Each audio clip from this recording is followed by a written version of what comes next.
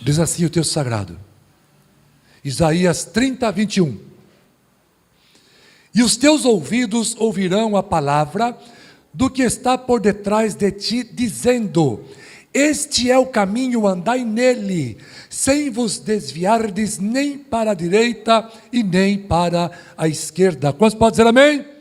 O tema da mensagem de hoje é: este é o caminho, andai nele. E o nosso objetivo é compreender que os nossos olhos espirituais perderam a sua eficiência quando os nossos pais, Adão e Eva, caíram em pecado, que nós conhecemos como pecado original, interrompendo assim aquela comunhão estreita com o Criador, e que assim sendo, passamos a depender de um guia para poder correr esta carreira rumo ao céu. Não sei se os irmãos estão compreendendo, mas o texto diz o quê?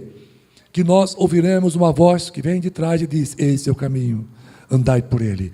Então ninguém é indesculpável diante de Deus.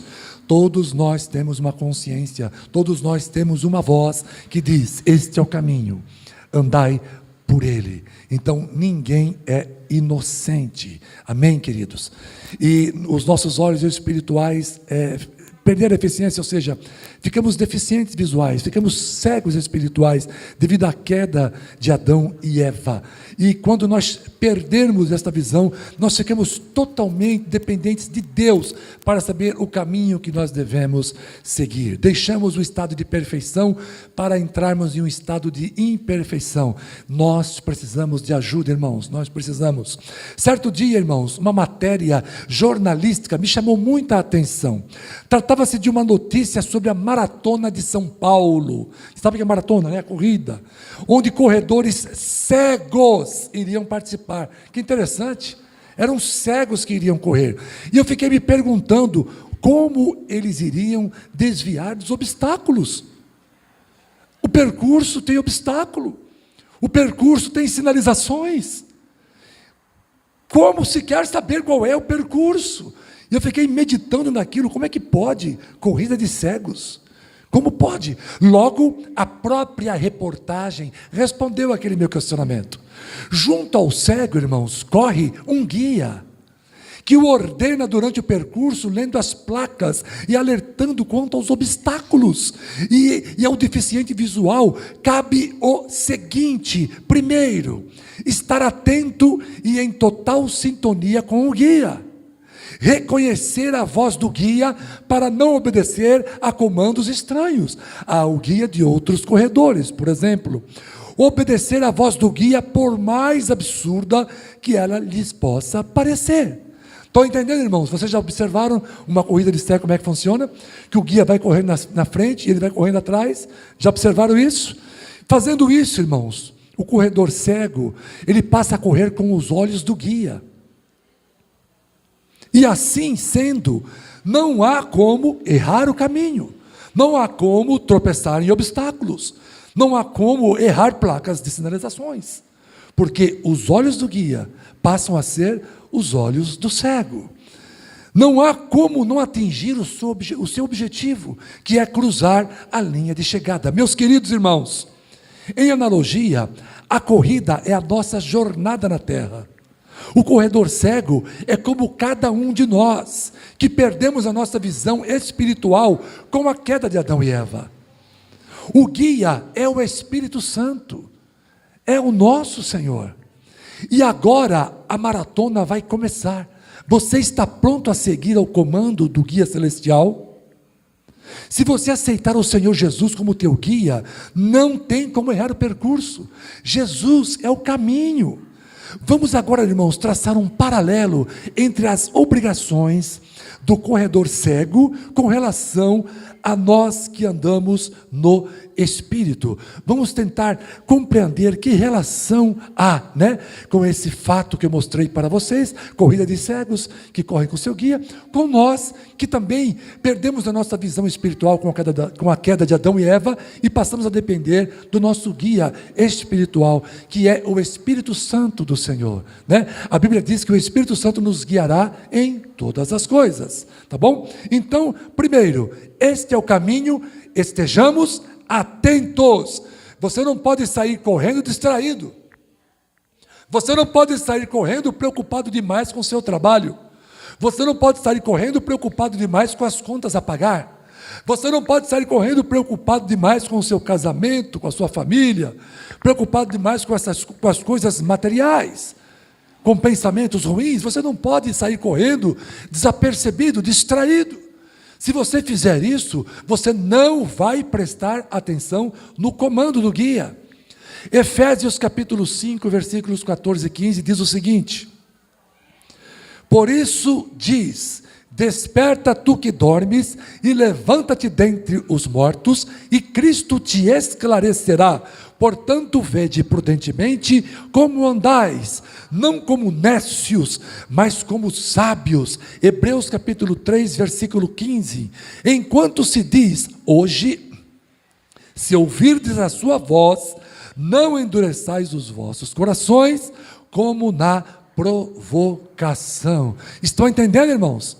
Há um chamado aqui para estarmos alertas, despertos. Atenção é estar alerta, em sintonia, e não dormir durante a jornada.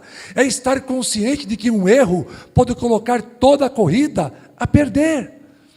Tem gente, irmãos, que vem ao templo para congregar, cantar, ver os amigos, mas não tem a menor noção de que Deus se faz presente na reunião e que Ele interage de uma maneira maravilhosa. Quando o pastor está pregando, ele está profetizando. Profetizar não é só ter o dom de vidência e revelar o futuro. Profetizar é ser canal de comunicação com Deus. Estão entendendo, irmãos? E o profeta, o pastor, ele está sendo um canal de comunicação de Deus para com vocês. Aí eu pergunto, como pode existir pessoas que se auto-intitulam servos de Cristo, mas que não ouvem uma única palavra de que está sendo pregada? Ah, pastor, não é fácil ficar 40 minutos ouvindo a palavra. Isso cansa, pastor. Realmente, não parece fácil ficar me ouvindo por 40 minutos, mas por que não dizemos isso quando ficamos atentos durante 2 horas vendo uma partida de futebol? Porque é fácil ver o futebol durante 2 horas e não é fácil ouvir Deus falar durante 40 minutos. Porque não nos cansa ficar 2 horas assistindo a um filme de ficção científica? Porque não nos cansa andar 2 horas vendo vitrines do shopping? Amados, ouvir o Evangelho é questão de sobrevivência. Não estamos aqui brincando de sermos crentes. Estamos aqui para adorar e receber a direção. O Espírito Santo está falando em alto e bom som. Este é o caminho, andai por ele. Mas enquanto ele fala, estou ao celular conversando. Enquanto ele fala, estou dormindo no culto. Enquanto o Senhor fala, estou distraído pensando em outras coisas. Meu irmão, assim não dá. Assim não dá para receber a bênção de Deus. O anjo está passando com uma bandeja, com a vitória sobre ela, para que você a pegue. Mas você não faz isso porque está distraído, está preocupado com muitas coisas, que não é estar agarrado, arraigado à verdade do Senhor. Meu irmão, a primeira coisa a se fazer para receber a mensagem de Deus é estar atento, alerta, desperto. Este é o caminho. Conhece a voz do guia? Não obedeça a comandos estranhos. Esteja alerta, ouça Deus falando e obedeça. João capítulo 10, versículos 11 e o 27. Jesus disse: eu sou o bom pastor dá a sua vida pelas ovelhas. As minhas ovelhas ouvem a minha voz, eu conheço-as e elas me seguem. A voz do pastor, irmãos, é reconhecida por suas ovelhas. E isso é segurança contra as investidas do lobo. Se vocês são servos de Jesus, vocês reconhecem a voz dele. Fazendo uma analogia com o militarismo, né, na vida militar, a gente tem algumas pistas de como reconhecer a voz do comandante. A voz do comandante deve ser clara, tá bom? Como o sargento vai dar ordem a uma tropa, ele tem que ser claro, ele tem que ser enérgico, ele tem que ser seguro, mas sem rispidez, sem ser ríspido. Uma voz de comando emitida com ruídos, irmãos, com interferência, com insegurança, só poderá ter como resultado a não execução ou uma execução displicente. Estão entendendo, irmãos? Quando Deus fala com autoridade, com graça, com amor. Ele não é ríspido, é com amor. E você reconhece aquela voz. Não adianta o diabo tentar atravessar, porque você vai desconfiar que tem alguma coisa errada. Eu me recordo na época em que era militar, quando estávamos fazendo ordem unida. Ordem unida é marchar, estar na tropa, né? E a gente começa a marchar. E eu estava ali no quartel, na Cantareira, o portão, por acaso, estava aberto naquele dia. E nós estávamos na tropa. E nós começamos ali a perfilar, né? Ajeitar. Se não me falha a memória, estava um sargento no comando, ele ia dar a ordem ali para nós marcharmos. Irmãos, para quem não sabe, quando o superior estiver no comando, ninguém deve dar ordem para o pelotão. Estão entendendo? Se o pelotão está marchando sob a ordem de um sargento, não adianta vir o coronel e dar uma ordem, sem que o comando seja passado do sargento para o coronel. Se é o sargento que está comandando, é o sargento que vai manter aquela tropa marchando. Então, para quem não sabe, nós temos algumas ordens que devem ser obedecidas. Não é qualquer palavra. Quando o diabo fala, irmãos, ele vem com qualquer palavra. Quando Jesus fala com você, ele vem com essa palavra. Ele não vem com qualquer palavra. Você não pode aceitar nada que não esteja aqui. Nada. Então não adianta o diabo vir com palavras diferentes que vocês vão desconfiar. Então veja alguns exemplos de ordem. Perfilar, cobrir, vou ver. Existe até um jeito de falar, não é vou ver, não. É vou ver, descansar, marche. É sempre assim, alto, em frente, ordinário, entendeu? Arma, não é assim, arma, é arma. Meia volta, vou ver, tá? Olhar para a direita. Então não adianta alguém vir, irmãos, e falar diferente. Você vai mandar o pelotão parar, pelotão alto. Eu conto 3 vezes, 1, 2, 3, e o pelotão para. Estão entendendo? Pelotão alto, 1, 2, 3, e a gente para. Esses são os comandos que a tropa recebe. E é assim que a tropa é guiada pelo sargento que está no comando. E o que aconteceu? Nós estávamos no quartel, nós estávamos perfilados, e ele deu ordem para marchar.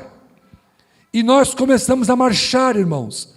E nós estávamos indo em direção ao portão que estava aberto. E na rua, Cantareira, os carros passando ali a milhão. E nós marchando em direção ao portão. O sargento deu ordem, pelotão, ordinário, marche, e nós fomos embora. De repente, irmãos, o capitão apareceu lá, eu não sei, ele deve ser capitão administrativo, há muito tempo que ele não faz ordem unida, né, para o povo para marchar, e ele simplesmente chegou lá, esqueceu o comando, entrou na nossa frente, eu estava na frente, os mais altos vão na frente, eu estava na frente, eu levando o povo, indo para frente, e o capitão chegou e falou, atenção, para! Esse é o comando, irmãos? Não. Esse não é o comando para parar. Qual é o comando? Pelotão alto. O que ele falou? Pelotão para. Eu continuei. Para! Eu estava no meio da rua, já os ônibus passando, os carros, o caminhão, e fui embora. Eu sou atropelado, eu tenho que obedecer. Para!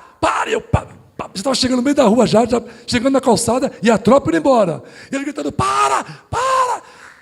Aí ele lembrou do comando. Pelotão, ao meu comando, o sargento, alto. Aí eu parei. 1, 2, 3.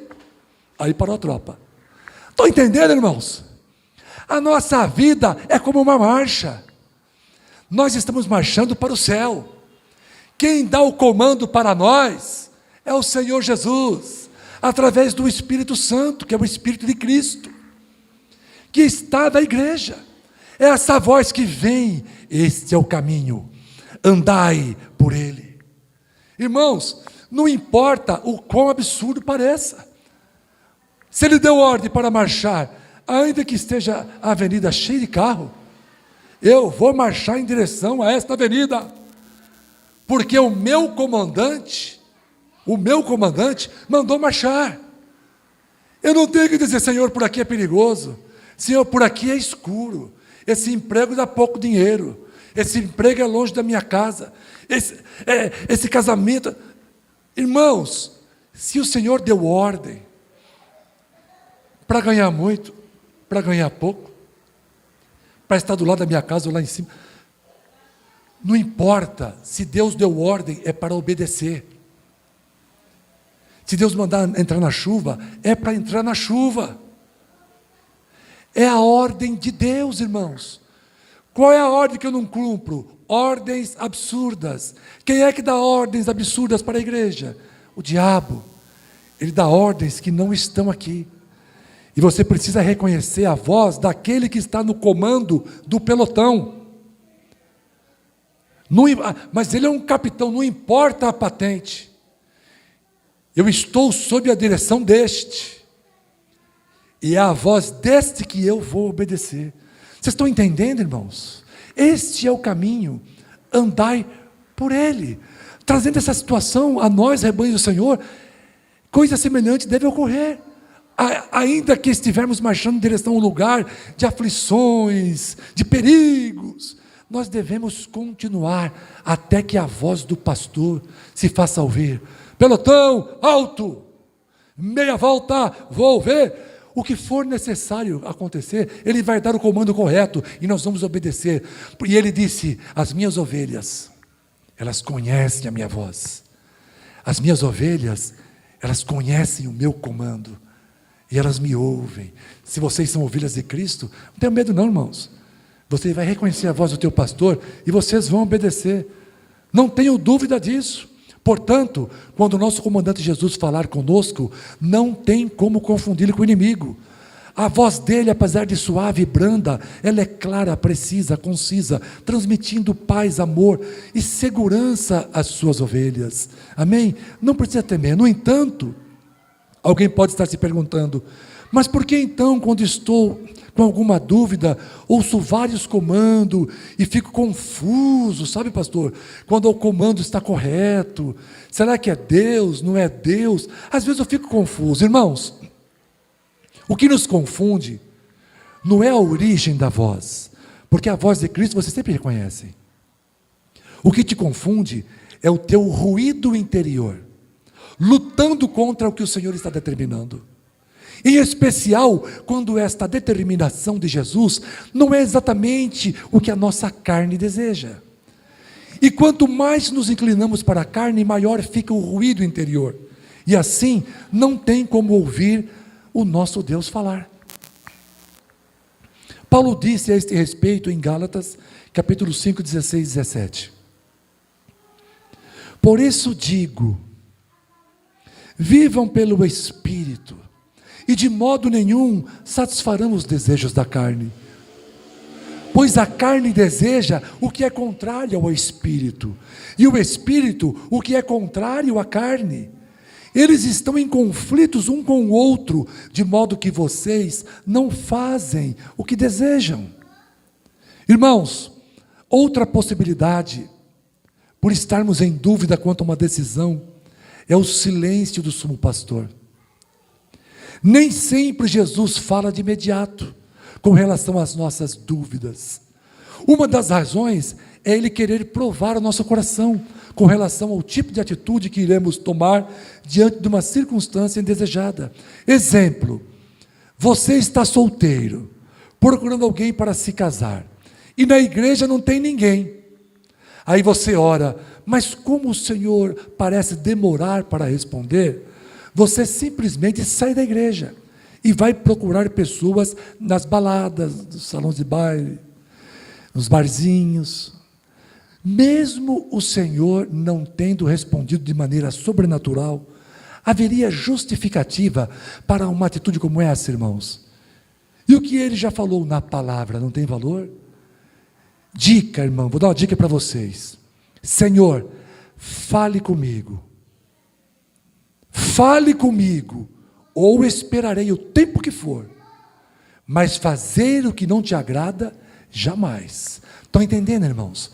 Ou Deus fala com vocês, ou vocês não tomem atitude nenhuma. Não façam nada que desagrade ao Senhor. Este é o caminho. Obedeça a voz do guia, por mais absurda que lhe pareça ser. 2 Reis, capítulo 17, 8 e 9. Então veio a ele a palavra do Senhor, dizendo: levanta-te e vai para Serepta, que é de Sidom, e habita ali, e eis que eu ordenei ali uma mulher viúva que te sustente. Irmãos, este comando veio de Deus ao profeta Elias. Elias estava em uma situação aparentemente nada confortável, pois com a correção de Deus, mandou em Israel, a vida ficou muito difícil de ser vivida. Elias comia, irmãos, diariamente pão e carne que os corvos lhe traziam 2 vezes por dia. E ele bebia água de um ribeiro. Só que a água secou e Elias ficou em uma situação crítica. Então veio o comando: levanta-te e vai para Serepta, que é de Sidom, e habita ali. E eis que eu ordenei ali uma mulher viúva que te sustente. Irmãos, vocês estão prestando atenção? Vocês estão prestando atenção? Estão entendendo, irmãos? Carol está entendendo? Estão entendendo o que eu estou falando? Estão entendendo? Elias perdeu a água do ribeiro. Elias estava numa situação difícil, agora estava sem água e sem comida. E Deus dá uma ordem para que ele vá onde havia ali uma mulher viúva que iria sustentá-lo. Uma viúva, irmãos, uma mulher geralmente, né, pobre, sem ter quem a sustente. Viúva! Mas por que não poderia ser um empresário muito rico, um fazendeiro, um criador de ovelhas? Até agora era pão e carne trazida pelos corvos, e 2 vezes por dia. Até agora tinha água do ribeiro. E em vez de melhorar, vem uma ordem de Deus para que eu seja sustentado por uma pobre viúva. Irmãos, a ordem realmente parecia absurda, mas quem deu não era. Deus não é um absurdo. Deus sempre sabe o que faz. Deus sempre sabe como faz. E Deus sempre sabe por que faz. Por cada um de nós, Ele sabe. E acredite, é sempre o que há de melhor. Deus sempre tem razão. Repitam comigo, irmãos. Deus sempre tem razão. Mais alto. Deus sempre tem razão. Sempre tem razão. Sempre, não importa. Não importa que tenha sido uma ordem que pareça um absurdo. Deus dizendo: acabou a carne e o pão 2 vezes por dia, acabou a água do ribeiro, agora você vai para uma terra de Serepta e lá tem uma viúva que vai te sustentar, uma mulher pobrezinha lá que vai te sustentar. Você vai pensar o quê? É que nem você está trabalhando numa multinacional, ganhando horrores por mês, e de repente Deus te tira de lá e coloca numa empresa pequenininha. Pequenininha. Aí você fica pensando: como pode Deus me abençoar desta forma? Eu estava esperando que se eu saísse um dia de uma multinacional, eu seria pelo menos dono de uma grande empresa. Mas Deus me tira de uma empresa grande, com um salário alto, perto da minha casa, para ir trabalhar numa empresa pequena para ganhar uma mixaria. Foi o que aconteceu com Elias. acabou a carne que vinha de graça, o pão, acabou a água do ribeiro, vai na terra de Serepta, uma pobre viúva. O que vocês acham que estava na cabeça de Elias, irmãos? Coloca, irmão, 1 Reis 17, 8 e 16. Vamos ler o texto. Muitas vezes a gente não tem tempo, né, de ler a Bíblia em casa. Vamos ler pelo menos na igreja, né? 1 Reis 17, 8 e 16. Então ele se levantou e foi a Serepta. E chegando à porta da cidade, olha o que aconteceu, irmãos. Eis que estava ali uma mulher viúva, apanhando lenha. E ele a chamou e lhe disse: traze-me, peço-te, um vaso, um pouco de água, para que eu beba. E indo ela a trazê-la, ele a chamou e lhe disse: traze-me agora também um bocado de pão na tua mão. Porém, ela disse: vive o Senhor teu Deus, que nem um bolo tenho, senão somente um punhado de farinha na panela e um pouco de azeite numa botija. E veis aqui, apanhei 2 cavacos, e vou prepará-lo para mim e para o meu filho, para que o comamos e morramos. E Elias lhe disse: não temas, vai, faze conforme a tua palavra, porém, faze dele o primeiro para mim, um bolo pequeno, e traze-mo aqui. Depois farás para ti e para o teu filho, porque assim diz o Senhor Deus de Israel: a farinha da panela não se acabará, e o azeite da botija não faltará, até o dia em que o Senhor dê chuva sobre a terra. E ela foi, e fez como a palavra de Elias, e assim comeu ela, e ele, e a sua casa, por muitos dias. Da panela a farinha não acabou, e da botija o azeite não faltou, conforme a palavra do Senhor que ele falara pelo ministério de Elias. Estão entendendo, irmãos? Estão entendendo? Quando Deus te direciona para algo que parece um grande absurdo, na verdade, este grande absurdo irá se converter em um grande milagre na tua vida.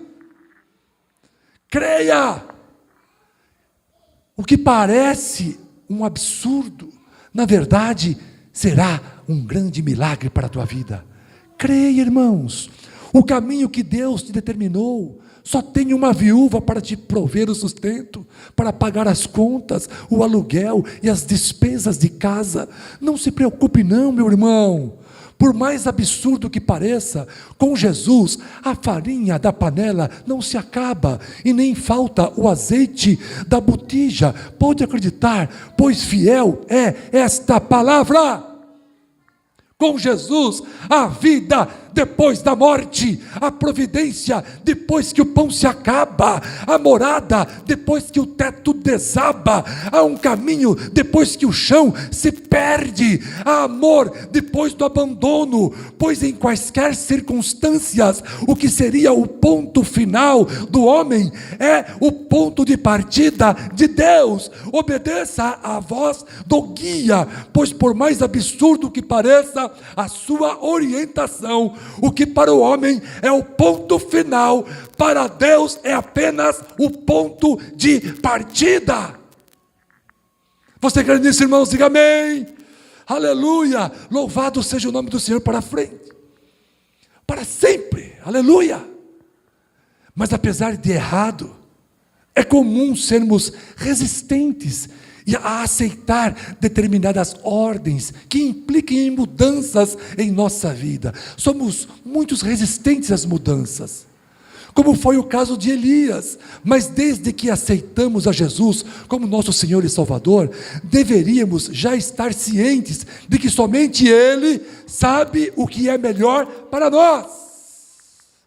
Irmãos, antigamente, minha mãe já é falecida, mas antigamente, para o Dia das Mães, eu comprava sapatos para ela, comprava bolsa, comprava blusa. Aí o tempo foi passando e eu comecei a perceber que os presentes que eu dava para minha mãe já não estavam mais sendo usados, porque a minha mãe estava com problemas de saúde devido à sua idade avançada, e isso a impedia de sair de casa. Para que ela queria um sapato novo? Para que ela queria um vestido novo? a roupa dela usar era um pijama, para ficar sobre uma cama, sofrendo de noite. Não havia mais necessidade. Aí, irmãos, eu resolvi encomendar para ela, no Dia das Mães, não um vestido, não um sapato, não um cachecol novo, não, eu resolvi uma bolsa de couro, não, eu resolvi encomendar para minha mãe uma caixa de analgésico que eu trouxe dos Estados Unidos, uma caixa de remédio que iria tirar a dor que ela estava sentindo. E quando chegou o Dia das Mães, eu levei para ela e ela ficou feliz por receber aquele presente. Chega um momento em nossas vidas, irmãos, que não é um sapato novo que você precisa, não é uma calça nova, uma bolsa de couro, não. Chega um momento que você precisa, é um abraço, é o carinho de um Deus maravilhoso, é proteção, é o vento, é o sopro do Espírito. O que você precisa é o batismo no Espírito Santo. O que você precisa são de dons espirituais. O que você precisa de uma vida santificada. O que você precisa é de paz, é de amor, é de alívio para a sua dor. É isso que você precisa. E Deus é o único que sabe o que é que você está precisando. O mundo quer continuar te enchendo de sapato novo, de correntinha de ouro. Mas você não tem mais necessidade dessas coisas, isso aqui vai ficar tudo para trás. Existem coisas valiosas que nós estamos precisando receber. Em analogia, irmãos, é assim que Deus tem cuidado de nós. Por mais que a gente imagine que o que nos atende são coisas materiais, do tipo carro, casa, dinheiro, só o Senhor sabe exatamente com o que nos presentear. Ainda que amargo, irmãos, o remédio para promover o bem-estar espiritual é o melhor presente que a gente pode ganhar do Senhor. Coloca aí, irmã, 1 Coríntios capítulo 2, versículo 12, já estou encerrando, tá? Estou entrando na conclusão. 1 Coríntios capítulo 2, versículo 12. Ora, nós não temos recebido o Espírito do mundo, mas sim o Espírito que provém de Deus, a fim de compreendermos as coisas que nos foram dadas gratuitamente por Deus. Está entendendo, irmãos? Esses presentes, as coisas que Deus está te dando gratuitamente, pode parecer um absurdo para quem está lá fora da igreja, mas para quem é igreja, nós vamos compreender que é milagre, que é graça, que é vida, que é paz e que é amor do Senhor. Conclusão da mensagem, Isaías, capítulo 30, versículo 21. E os teus ouvidos ouvirão a palavra do que está por trás de ti, dizendo: este é o caminho, andai nele, sem vos desviardes nem para a direita e nem para a esquerda. Irmãos, na medida em que o caminho de Deus se torna o nosso caminho, o poder de Deus se torna o nosso poder. Jesus disse: eis que vos dou poder. Então, por que será que nós nos sentimos tão fracos para caminhar? O problema, irmãos, é que nós voltamos para Ele pedindo que nos direcione e nos ajude a começar a caminhada, só que depois de tentarmos continuar do nosso jeito, a coisa fica ruim. Irmãos, as coisas têm que ser do jeito de Deus e não do nosso jeito. É neste momento que, conforme afirma Max Lucado, você tem que ter em mente que você é muito mais do que alguns anos entre o ventre da tua mãe e a cova onde você será sepultado. Você é muito mais do que esses anos que você vai viver. Você é a ideia de Deus. Você é uma invenção de Deus. E Deus não tem invenções ruins. Deus não tem ideias ruins. Confie nele, creia nele. Esse é o caminho, andai por ele, ande por esse caminho e receba a tua vitória. Se você pode glorificar o nome do Senhor, levanta a sua mão, glorifique com Deus. Se você pode aplaudir Jesus bem forte, vai aplaudir ao Senhor agora.